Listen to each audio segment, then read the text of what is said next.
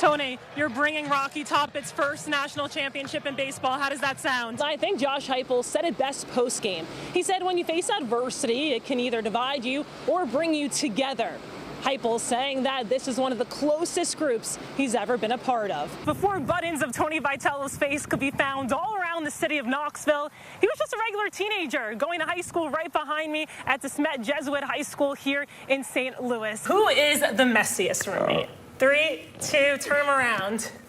Chaz says Caleb, and Caleb says Chaz. Iowa came into the Citrus Bowl sporting a top 5 defense in the country, allowing just 102 rushing yards per game. Sophomore running back Dylan Sampson, making his first career start, by the way, eclipsed that total alone. Despite all of the success that Boo had as a rookie, the All-SEC freshman will now have to earn his spot back on this team, not with his play, but with his behavior, while also earning back the trust of his teammates. I was at the mall the other day, and I saw a little girl wearing a Kiki Malloy t-shirt.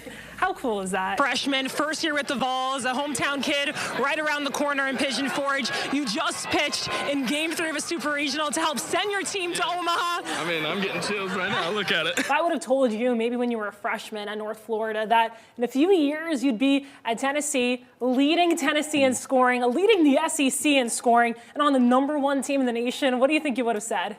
I wouldn't have believed you, to be honest. Stay alive, baby. You heard Knox, and I just lost my job. Back to you guys.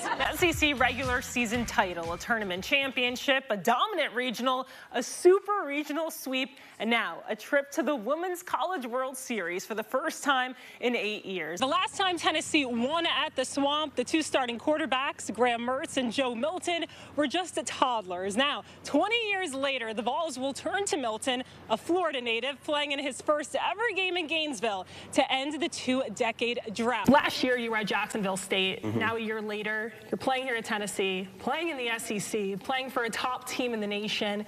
When you think about your journey, what are you most proud of? Texas A&M came into Knoxville boasting the best run defense in not only the SEC, but in the nation. Alabama, Arkansas, and Auburn combined to rush over 200 yards against the Aggies in the previous 3 games.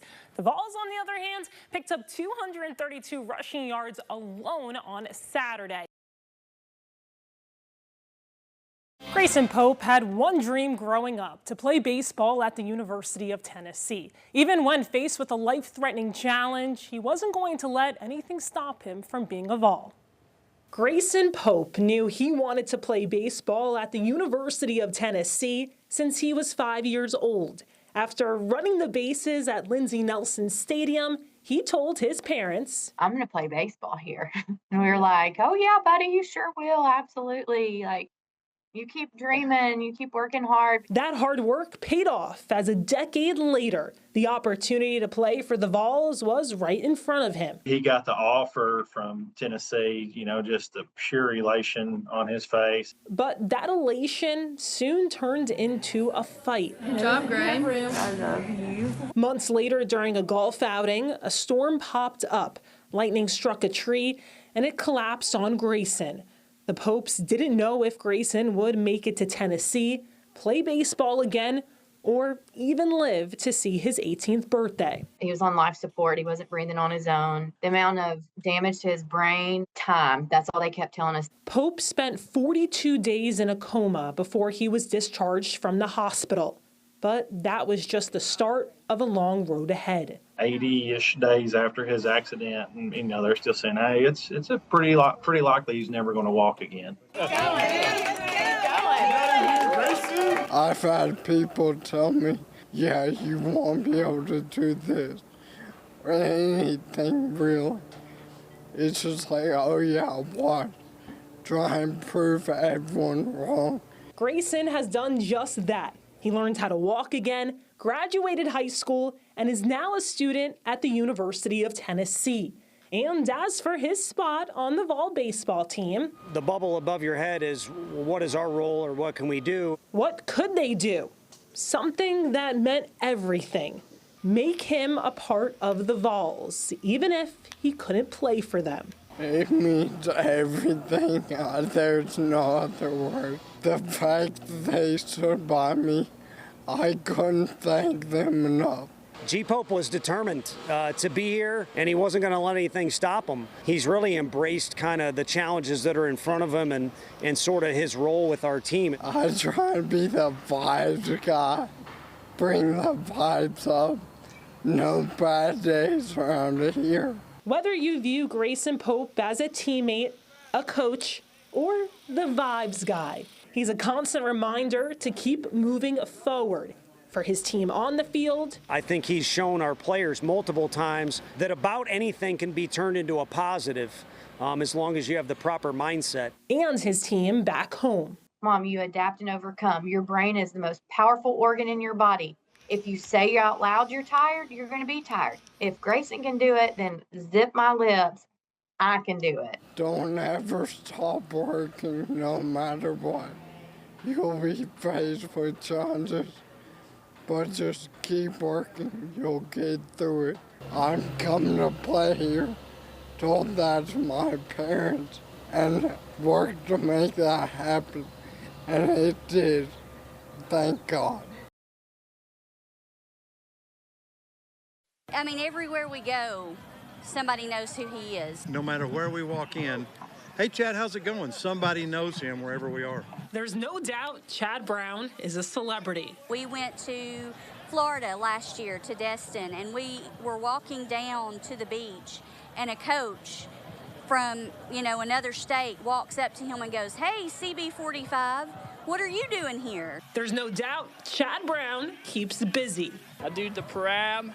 I referee for TSSAA. He keeps the books for Central High School for basketball. He works at Walmart and has to be there on Friday mornings about 4 a.m. I even have my own podcast on Wednesday nights at 9 o'clock. But at 6 months old, there were a lot of doubts surrounding Chad's life. He was diagnosed with a neuromuscular disorder that affected his muscles, his fine motor skills, and things like that. So from a very early age, he had to go through occupational and physical therapy to learn how to sit, to stand, to do anything. But one skill he learned sticks out from the rest. They just told me to throw the ball back to him and get the ball back to him, and I always never give up. That started his love for anything ball-related, whether it be football, baseball, basketball. Chad may not be able to play sports, but he sure knows a lot about them. He has books upon books upon books of stats that he's just written down. He has sports figures, literally thousands of sports figures. Dennis Rodman's with different hair, Peyton Manning figures, got his dad, Archie Manning. Professional athletes may take over his room, but high school sports take over his life. That was evident when Chad met Joe McNish of Rivalry Thursday. We would just start talking, and I realized how much he loved high school football. And I said, hey, you want to go to the game with me? And so he said, yeah. So we started going to the games. Then after the first year, Mark calls me and says, hey, I'm thinking about getting Chad to do the parab job. You think he'd do that? And I said, oh, Mark, you'll make his life. And he's like, can you believe I've got on the crew? I'm on the crew. 10 years later, Chad is still on the crew, which is now A brotherhood. That's what Rivalry Thursday is all about. It's about family. That family has given Chad a reason to smile. A smile that's shared with those around him. I never got to stand on any sideline and watch him play sports because he was not able to do that. So I get to stand on the sidelines and watch him enjoy a sport, but also be a part of broadcasting that and letting other people see that. And it just makes me very, very proud. I don't know that there are many joys in what we do with high school football like what Chad has brought to what we do. More so than any football game we put on TV, I see the smile on his face, and that means the world to me. Honestly, I get a little choked up sometimes, and I'll look down from the press box, and I'll see him out there run up down the sidelines, and I get a little emotional about it because I know how happy that makes him.